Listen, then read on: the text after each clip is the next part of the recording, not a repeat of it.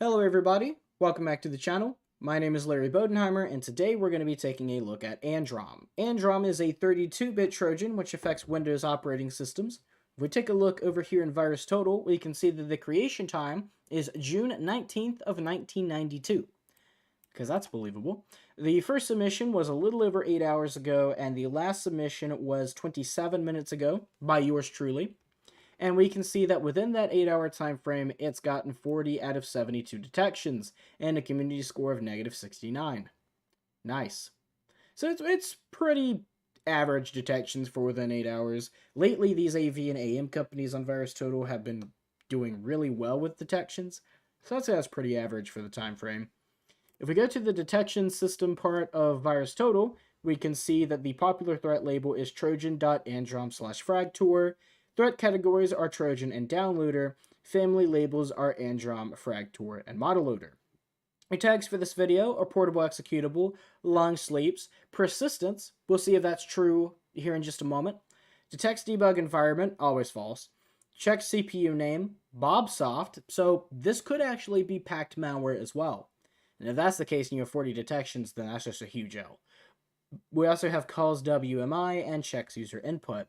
It would take longer to see which major AV companies are detecting this rather than the ones that are not, but the MD5, SHA-1, and SHA-256 will be in the comments section down below if you want to follow along during the video or afterwards to take a look at who's detecting it for yourself. However, the major companies that are not detecting this are Avira. They don't have a signature for it. Who else? Palo Alto Networks. We also have Webroot, which I'm sure surprises absolutely everybody. And that seems to be it. So all of the major AV companies have a signature for it except for those few. Bitdefender and Kaspersky are the main ones. They do have a generic variant, but with the Fragtor name. And Kaspersky has Androm.Gen and flags it as a backdoor. Interesting. If we go to details, here's your MD5, your SHA-1, and your SHA-256 for the video. It will be in the comments, so you don't have to type it in on your own. You can just copy-paste it. And yes, we can see that this was packed using Bobsoft Mini Delphi. So, packed malware with 40 detections. I'd say most of those detections were for the packer itself. Really no way to know. But let's keep going. It's been uploaded under 4 names, so we've got a random string, probably from a malware repository, required order ctels.exe, and yes, it is spelled wrong, required order ctels.exe.bin, and Mr. Titfix.pif, or .pif. Interesting. If we go to relations, we can see there's 3 contacted domains, however, they're all just Google Drive and Microsoft. We do have 17 contacted IP addresses, but they all are clean, at least by VirusTotal standards. We do have 2 execution parents, Ordine Fornitor Spetacolo.rar, which is probably just a randomly generated name, and then a random string.exe, also probably from a malware forum.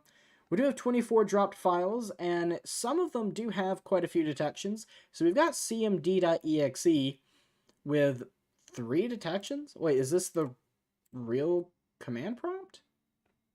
ClamAV, SecureAge, and Google. If we go to community, yeah, it's probably the real one. But this is Stuxnet. It deactivated the uranium centrifuge in my living room and irradiated everything. My dad is dead now, thanks, Equation Group. This file broke my PC. Okay, so this is command prompt. It's the real one. I wonder why it has 3 detections, though. We also have Mr. Titfix.avi, the random string, and then Titfix.mp3 with 34 detections. Wow. If we go to associations, we can see Jaffa Cakes has posted one over an hour ago. A collection of files, URLs, IPs, and domains related to the malware dbat loader.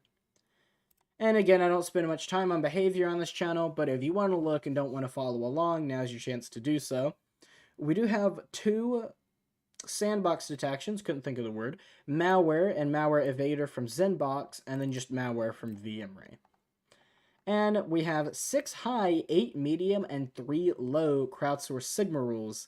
So, quite a few. And finally, if we go to community, we can see James WT, Jaffa Cakes, VM Ray, and Joe Security have all been here. Let's go ahead and minimize this and show the tools we're going to be using for the video. We have System Informer, good to go. Process Monitor, will be good to go in a sec. Wireshark, same thing, and Zooey. Finally, we're going to take a look at the properties of the file right before we run it. If we go to details, in terms of details, we have no details. You get nothing. You lose. Good day, sir. So you get no points for that. Now that's all that's left to run is to run the malware. So let's go ahead and resume Process Monitor, resume Wireshark, and without any further ado, let's run the malware. Do you want to allow this app from an unknown publisher to make changes to your device? Required order ctels.exe. Sure, why not? Immediately it runs under explorer.exe, but if we give it just a moment, it should open just a huge strand of new tasks. And we should see the search engine optimization thing up here open up here as well. But immediately we get a bunch of those little windows, and it runs CMD with a bunch of tasks. We saw PowerShell running, and now all that's left is command.exe, and it's running more stuff, and sound volume. Okay, so I'm going to go ahead and let you know now, in testing, this ran a different file. It was the Windows color command group thing for syswow64. In this case, it's opening the volume mixer. So it seems like every time that you run it, for some reason it opens just a random program on the system. In this case, it's opening sound volume. I don't know if it's opening them from a list of programs. It is suspended. It's not doing anything, but it's open, which is weird. But anyway, that's going to be it for what we can see visually. I'm going to go ahead and stop Process Monitor, and we're going to go ahead and take a look at it. So let's move it over here. I want to get this to cover most of the screen. That way, if anything else does open, we'll be able to see it, but I'm fairly certain it won't. We'll expand the pathway to about here, just to give it enough room, and we're going to do 2 filters. The first filter we're going to do is operation is create file, and the second filter we're going to do process name is required order ctels.exe.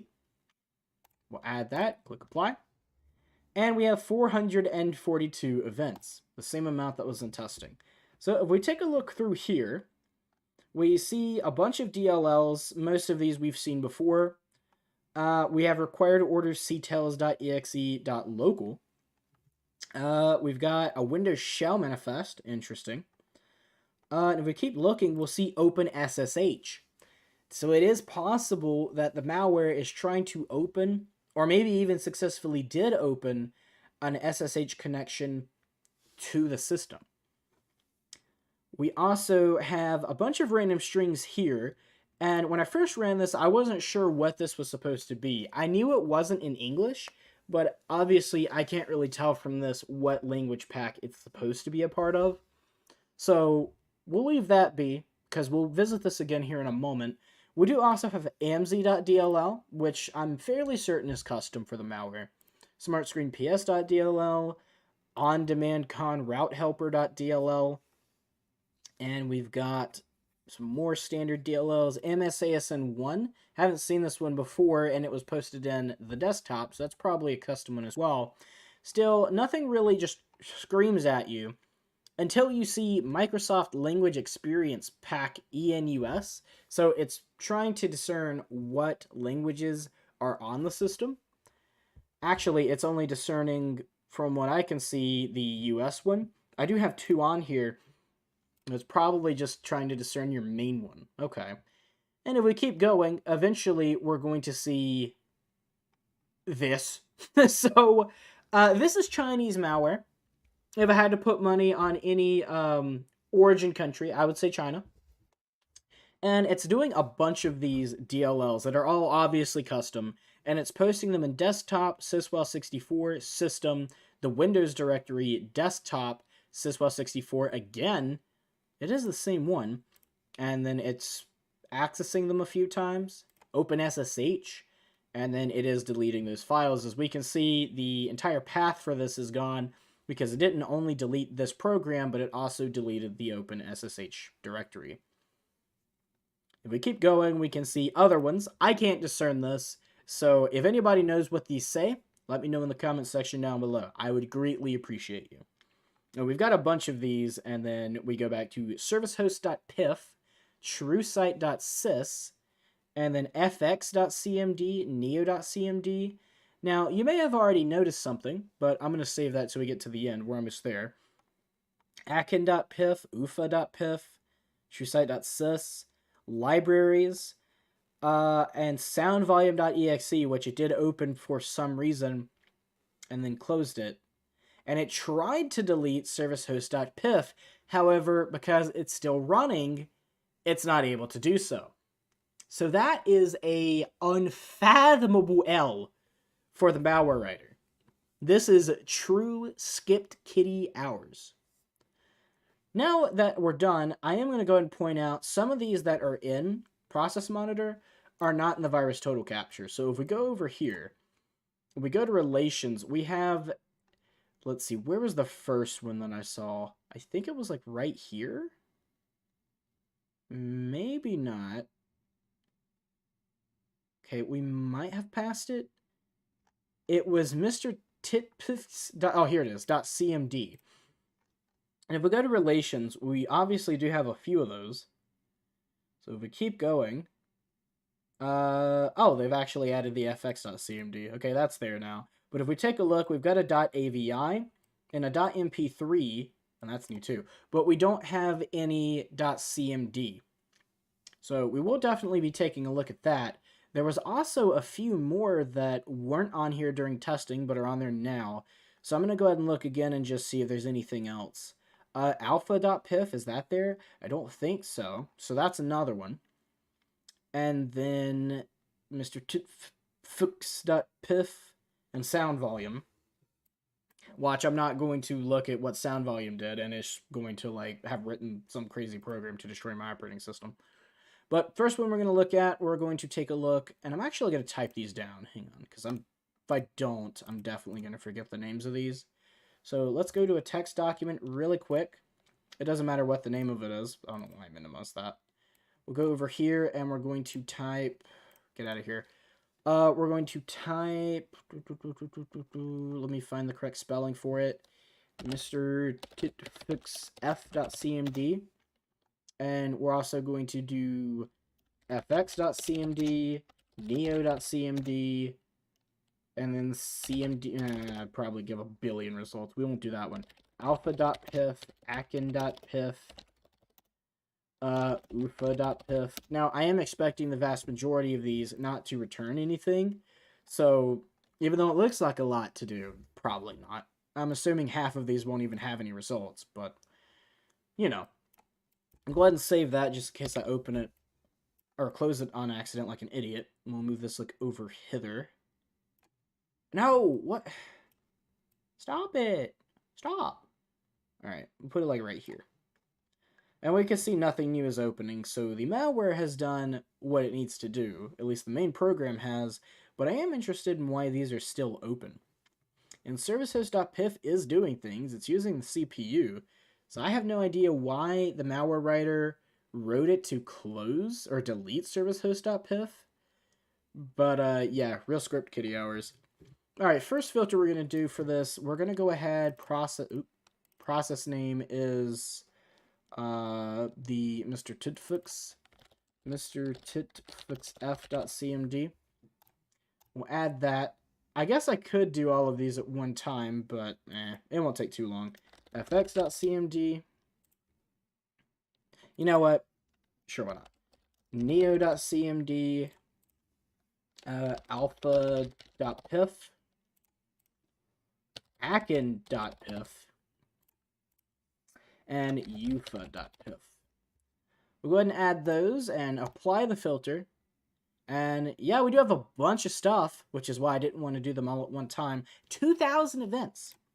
So we might be here for a moment. I will just skim through this, though. So we're opening some NLS files.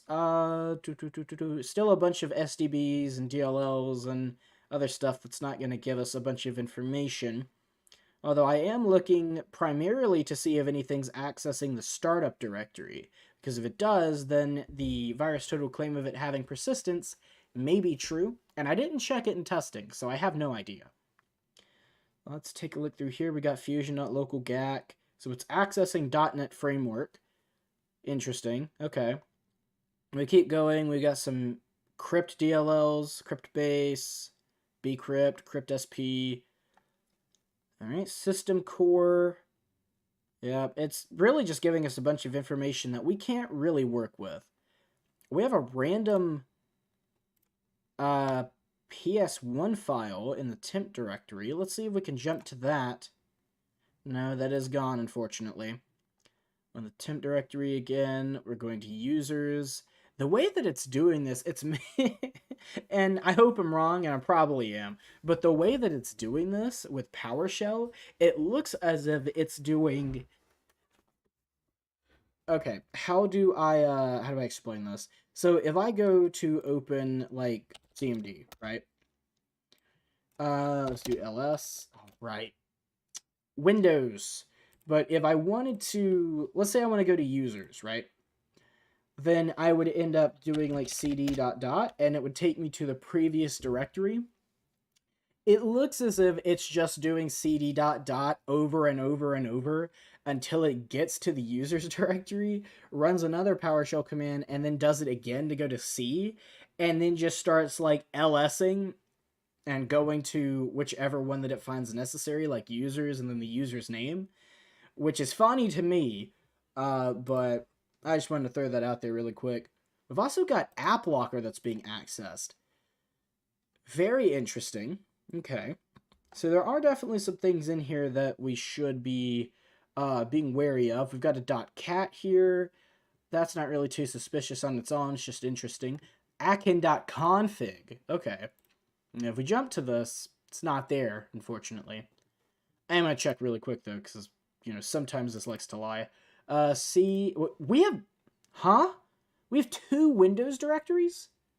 And this one was last edited 11 minutes ago, which means it was most likely created with a malware. Is it just a one-to-one copy? It looks like it. Wait, this one might have less stuff. Yeah, this one... No, it does have rights.exe. But we could tell it's a copy because it doesn't have the icons. So that's also interesting that it just made a copy of the entire C or Windows directory. Okay. Keep that in mind. What were we looking for again? We were looking for... Oh, I forgot. Of course I forgot. Why wouldn't I forget? It was a config file, but I can't remember what directory it said it was in. Oh, right. Public. So we're going to go to... I'm in the wrong directory. We're going to go to users, public, and then we're going to go to akin.config, which is unfortunately not here. Just to make sure, yeah, we do have hidden items on, so it's gone, unfortunately. This is also interesting, though. If we open this, is anything going to happen? Nope. Just want to make sure. I like to be thorough on this channel. dll.aux, okay, system transactions, that's interesting. Oh, something just opened. All right. Profile.ps1, Microsoft. Oh, it opened another service host. Oh, it ran itself again. Oh, interesting.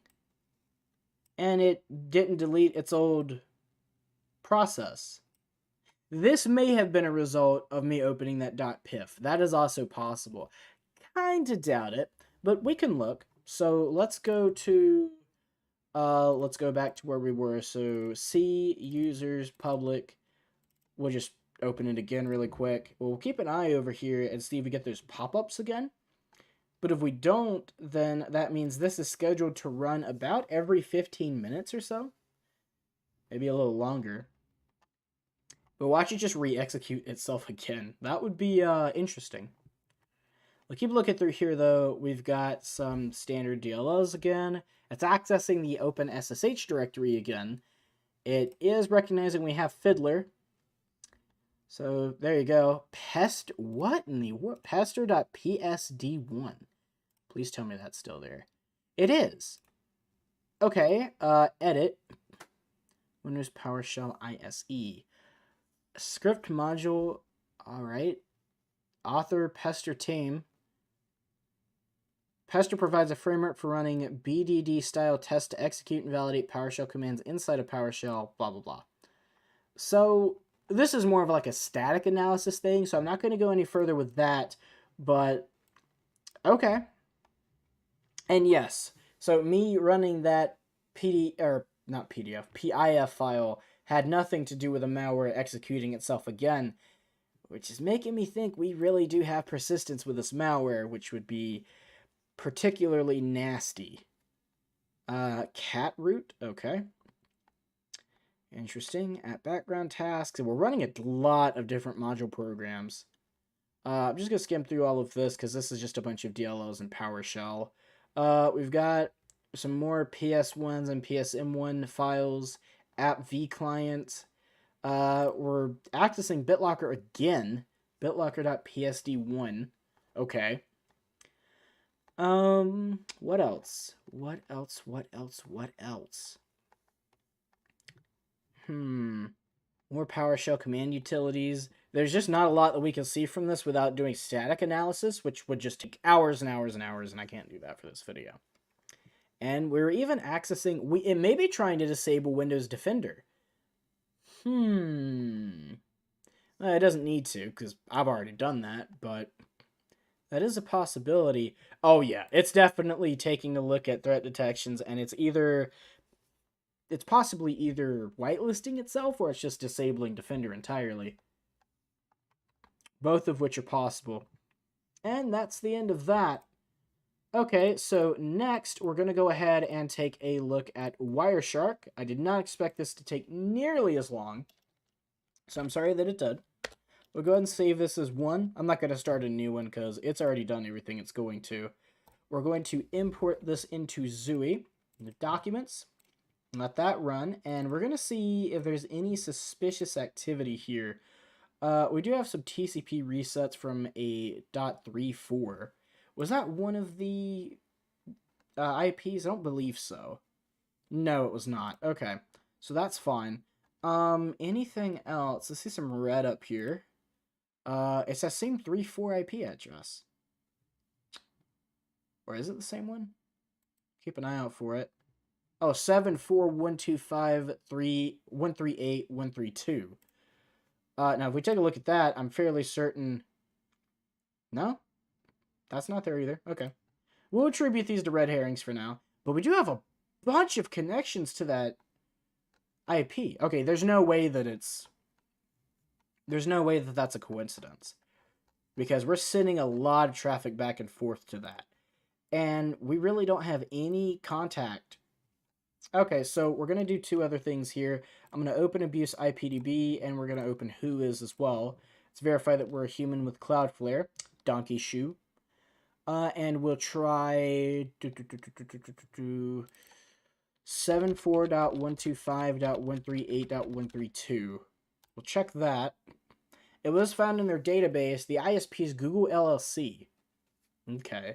Sysmarshal detection, RDP brute force, and then advanced, and they just selected everything, so we'll ignore that. I will shove this in here really quick. It's probably just going to tell us, like, yep, this is a Google IP. But you know what? I'm forgetting something. You may have noticed already. But this is accessing Google Drive. So that's definitely what it is. It's Google Drive. The fact that they don't have a contacted IP for it's odd. But we'll go ahead and shove this in here and see if we get anything about Google Drive. Google complaint, entity, Google, or Goggle. No, nothing about Google Drive, but it's way too big of a coincidence to just be a coincidence. So do with that as you will. And none of these show up as malicious, so there's really no way of being able to tell what the C2 is. I will copy this really quick. I'm fairly certain this is also going to be a Google IP. No, that's soft layer. Interesting. Okay. Well, these IPs aren't going to tell us much anyway. I did just want to look at that really quick. Let's go ahead and minimize this, and Zooey should be done by now. It is. We'll go ahead and maximize this, query the pool, and see what we've got. We've immediately got some alert 3s here. Not a lot of rows, so not a lot to look at.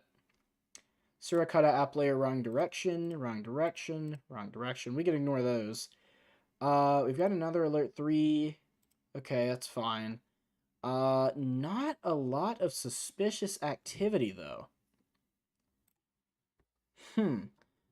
So we do know that one of these IPs are the C2. I'm going to take another look in Wireshark. We're going to move this about halfway. No. We're not doing that. And we'll bring Wireshark over here. Please tell me I didn't close it. Oh, here it is. Okay. So I'm going to be really lazy, and we're just going to put in these IP addresses manually, especially the 6.9 ending. Haha, nice. Okay, we have no connections to that one. Now, I'm assuming the C2 server is just that Google Drive that we found, the 7.4.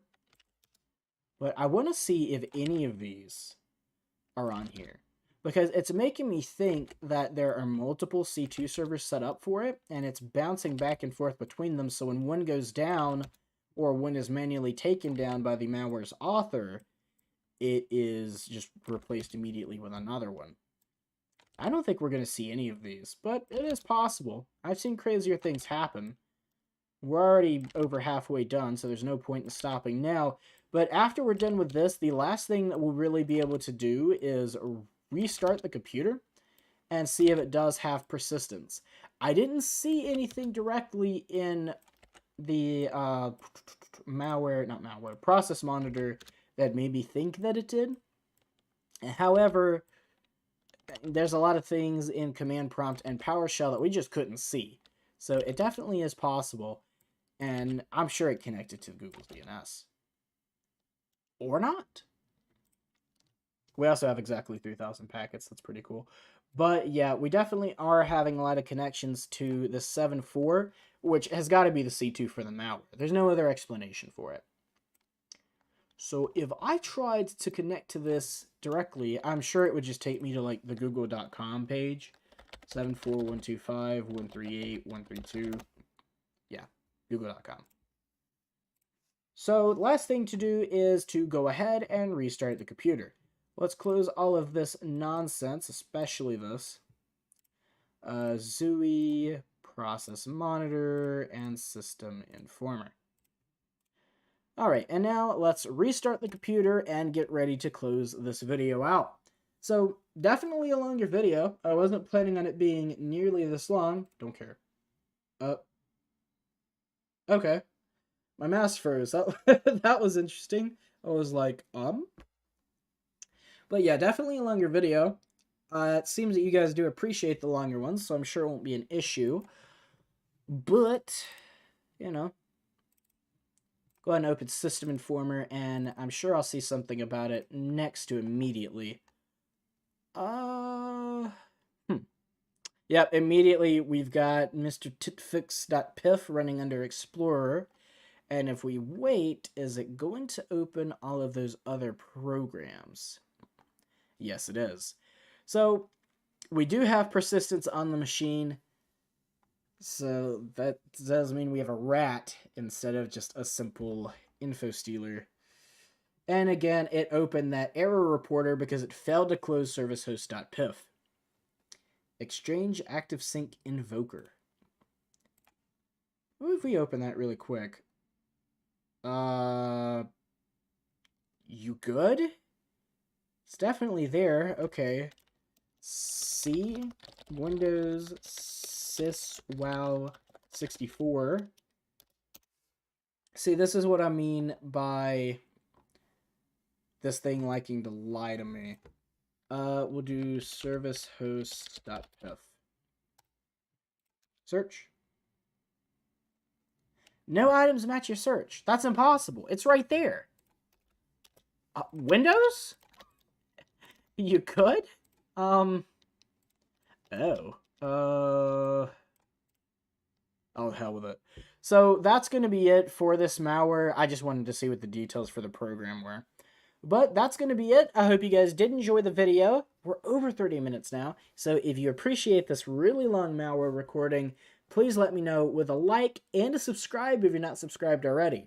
Also, let me know in the comments what you found particularly interesting about this malware, and let me know if there's anything I did not do that you want to see in future videos, or if there's anything I did that you feel is unnecessary.